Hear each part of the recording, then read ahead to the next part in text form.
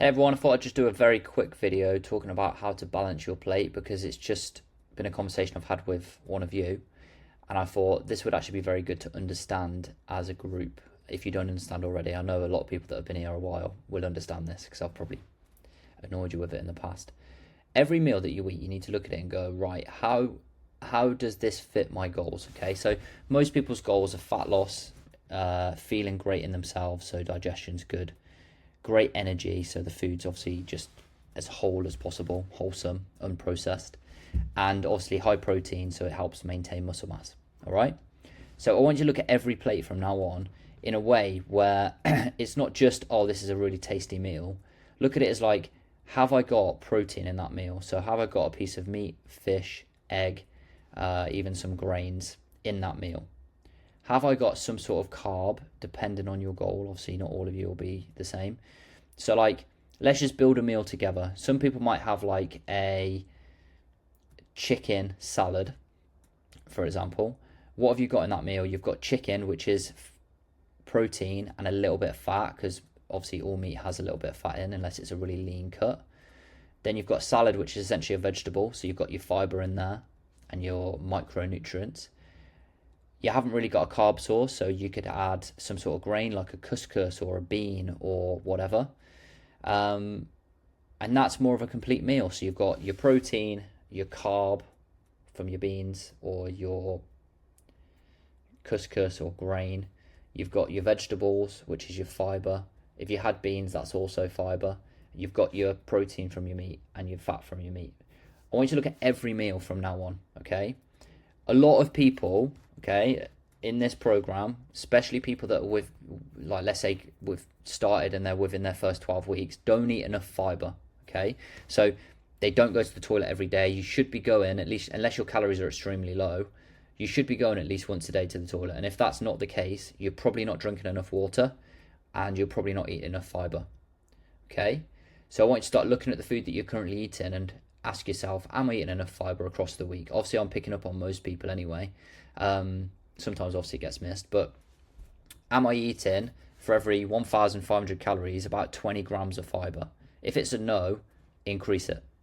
How do you increase it? Look at every meal and look, right, how do I eat more fiber? More beans, more veg, more fruit. Tomatoes have got a lot of fiber in. Found out today from one of your food diaries that curry powder has got a lot of fiber in, which is surprising to me. But like, I want you to start honing in on looking at each meal, looking at it as a balanced plate. So for example, if you had a Christmas cheese board, I always use this as an example because this blew my mind about fiber. If you ever gone through the Christmas week and you've eaten a load of rubbish, like loads of chocolates, cake, cheese boards, butter, crackers, celebrations, quality streets, etc., and you just end up like constipated but feel like you need to go but you can't go, and then your stomach's like all bloated, and then you go and it's not proper. Yeah, it really hits me because I eat a load of rubbish over Christmas. This happened every year for me for like 10 years, and then one day I looked at a cheese board, like a nice one, and it had like figs and grapes and stuff like that, and I was like, why? That's a random thing to put on it. And this is where it opened my eyes. If you just ate cheese, butter and crackers, you're not going to be going to the toilet very smoothly or very nicely because your stomach's going to be bunged up because it's full of just stodge, essentially. When you pair in every few bites a little bit of fruit, a little bit of a fig, you spread some chutney or some pickle on your cracker, what happens is you've got all this stodgy food, which is the cheese and the cracker and the butter, with food that's going to flush you out, essentially, like the fibrous foods like figs and dates and etc. If you pair them foods together, what happens? You're regular. So you'll go through like the Christmas period, and if you start looking at it like, how can I make this really high calorie, dense, fatty chocolate cake go down better and not bloat me and stodge me, have some raspberries on top. Yeah, put a load of fruit with it. If you're eating loads of protein, have some salad with it, if you don't eat salad already. If you're making a sandwich, which is a piece of bread, some sort of spread or fat, which is like mayonnaise or butter or whatever, and then you've got protein most of the time, ham, chicken, what else do you put on a sandwich? Protein-based foods. If you just whacked a load of salad in there, you'll have a little bit of fibre from the bread.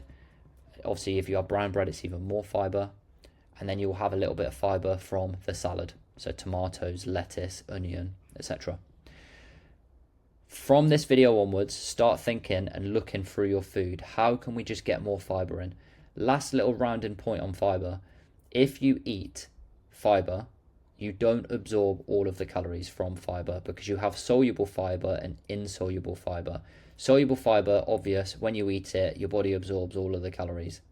Insoluble fibre, your body doesn't. So if you ate 100 calories worth of insoluble fibre, I don't know the exact percentage, but let's say 40% of that will come out in your poo. So your body's not absorbed it. So realistically, it's a cheat code for fat loss because you're eating this 100 calories, but you're only absorbing 60. But you're feeling full because that volume of food is still in your stomach and your gut. Okay? So high fibre and high protein are the secret weapon for fat loss and general overall health. Hope that makes sense. Chat soon.